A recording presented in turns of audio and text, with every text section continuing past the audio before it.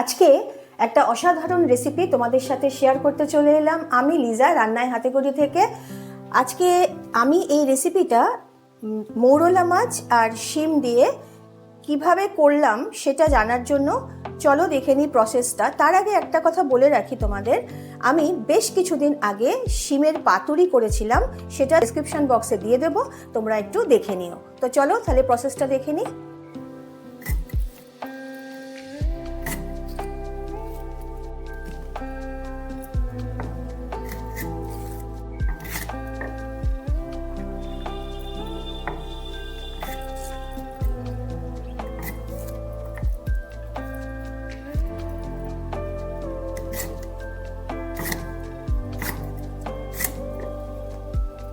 শিম এইভাবে কেটে নিতে হবে।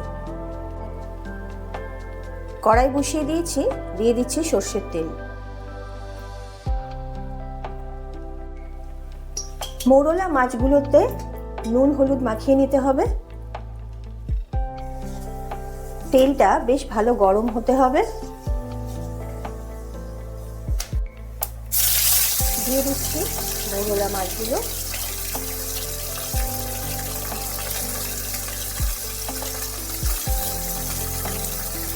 বেশ একটু ভালোভাবে মাছগুলোকে ভেজে নিতে হবে। মাছগুলো ভাজা হয়ে গেছে, এবার আমি একটা পাত্রের মধ্যে তুলে রাখছি।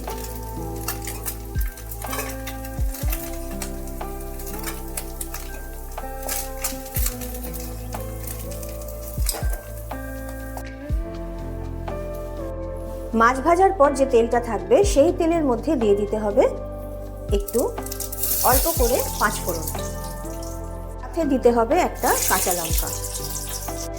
তেলটা যেহেতু আগে থেকে গরম ছিল সেই জন্য বেশি ভাজার দরকার নেই, ফোড়ন তাহলে পুড়ে যাবে।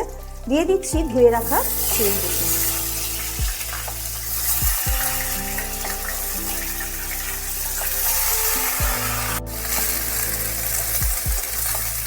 ভালোভাবে তেলের সাথে নাড়িয়ে চাড়িয়ে নিতে হবে।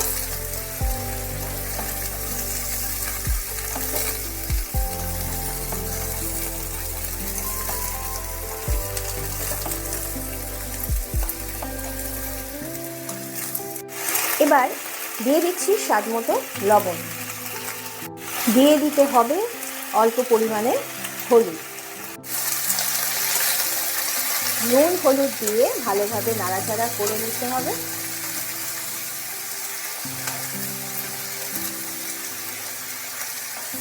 কাঁচা লঙ্কা আমি এই মুহূর্তে একটা দিয়েছি ফোড়নে, আমি পরের দিকে কাঁচা লঙ্কা আরও দু একটা দেব। তোমরা তোমাদের ঝালটা যেভাবে খাবে দিয়ে নিতে পারো।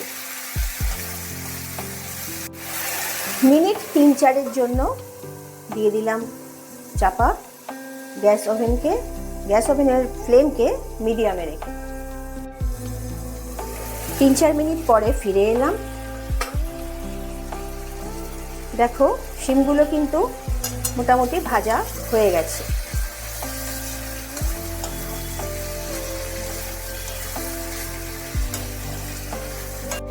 এই রান্নার এই পর্যায়ে এসে আমি দিয়ে দিচ্ছি এর মধ্যে চা চামচের হাফ চামচেরও একটু কম, সেটা পরিমাণ বুঝে দেবে অবশ্যই, রসুন বাটা।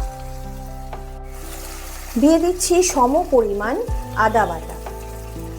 এবার আমি ঝাল হবার জন্য রান্নায় দিয়ে দিচ্ছি অল্প করে একটু কাঁচা লঙ্কা বাটা। এটা কিন্তু আমি দিই না, তোমাদের আজকে দেখানোর জন্য একটু দিলাম। তোমরা ঝালটা অবশ্যই যে যেরম খাবে সেরমভাবে দিয়ে নিও। এবার মশলাগুলোকে ভালোভাবে একটু নাড়িয়ে চাড়িয়ে নিতে হবে অবশ্যই।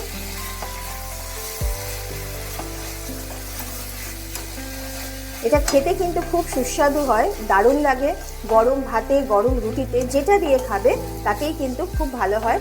আর এটা কিন্তু আমার একেবারে নিজস্ব রেসিপি। আমি শিম থাকলে শীতকালে আর মৌরলা মাছ যদি থাকে তাহলে কিন্তু আমি এভাবেই করি। একটা টমেটো স্ক্র্যাপ করে রেখেছি, দিয়ে দিলাম এর মধ্যে। ভালোভাবে একটু নাড়িয়ে চাড়িয়ে নিতে হবে। এই রান্নায় জলের ব্যবহার একেবারেই হয় না। কেউ যদি মনে করো মশলা দিয়ে একটু কষে অল্প একটু জল দেবে, তাহলে ওই অল্প জলটুকুনি দেবে। বেশি জল দিলে কিন্তু এটা খেতে খুব একটা ভালো লাগবে না। আমি তোমাদের দেখিয়ে দিচ্ছি, দেখো ঠিক অল্প পরিমাণে জল দেবে। জলটা কিন্তু গরম জল দেবে, কারণ গরম জল দিলে রান্নায় ফুটতে কম সময় লাগে, রান্নাটাও কিন্তু ভালো হয়। এখানে আমি দিয়ে দিচ্ছি মিষ্টির জন্য স্বাদ মতো একটু আখের গুড়। মিষ্টিটা তোমরা যারা খাও না তারা স্কিপ করে যেতে পারো, অসুবিধে হবে না। এবার আমি এর মধ্যে দিচ্ছি 2টো কাঁচা লঙ্কা। কাঁচা লঙ্কাগুলো একেবারে প্রথমে দিলে কি হয়, একটু গলে যায়, কিন্তু কাঁচা লঙ্কাটা খাবার সময় একটু চিপে খেলে বেশ ভালো লাগে, তাই না বন্ধুরা? যারা যারা আমার সাথে একমত তারা নিশ্চয়ই ভাবছো যে হ্যাঁ সত্যিই তাই। আর আমি কি করি, প্রত্যেকদিন সকালবেলা উঠে রান্না করার আগে একটু জল বসিয়ে দিই, সেটা গরম জল যেটা হয়, আর প্রত্যেকটা রান্নায় কিন্তু ওই জলটাই আমি ব্যবহার করি। এটা আমি শীত হোক গ্রীষ্ম হোক সারা বছরই এটা করি আমি। দেখো আমার হয়ে গেছে মোটামুটি। এইবার আমি এই পর্যায়ে এসে দিয়ে দিচ্ছি ভেজে রাখা মৌরলা মাছগুলো। মৌরলা মাছ দিয়ে ভালোভাবে একটু নাড়াচাড়া করে নিতে হবে। যারা টমেটো খাও না, যাদের অসুবিধে হয় টমেটো খেলে, তারা কিন্তু টমেটোটাও স্কিপ করে যেতে পারো।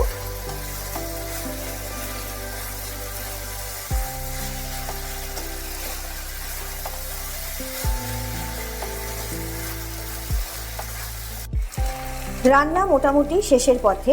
এবার আমি যেটা করব, ম্যাগি মশলা যেটা দোকানে কিনতে পাওয়া যায়, সেই ম্যাগি মশলাটা আমি অল্প পরিমাণে একটু এই রান্নার মধ্যে দিয়ে দেব।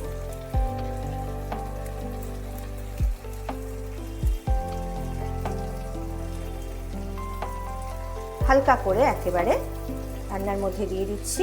এই মশলাটা দিলে কিন্তু এই রান্নার একটা আলাদা মাত্রা আনে। তোমরা দিয়ে খেয়ে তবেই আমাকে কিন্তু কমেন্ট বক্সে জানিও।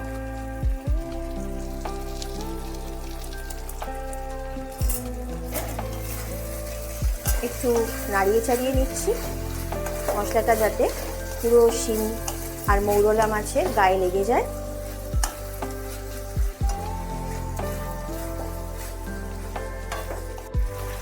সব শেষে দিয়ে দিচ্ছি অল্প একটু ধনেপাতা উপর থেকে ছড়িয়ে, ভালোভাবে একটু নাড়িয়ে চাড়িয়ে দিচ্ছি। ব্যাস, নাড়িয়ে চাড়িয়ে নিলেই কিন্তু রেডি হয়ে গেল আজকের রেসিপি শিম মৌরলা।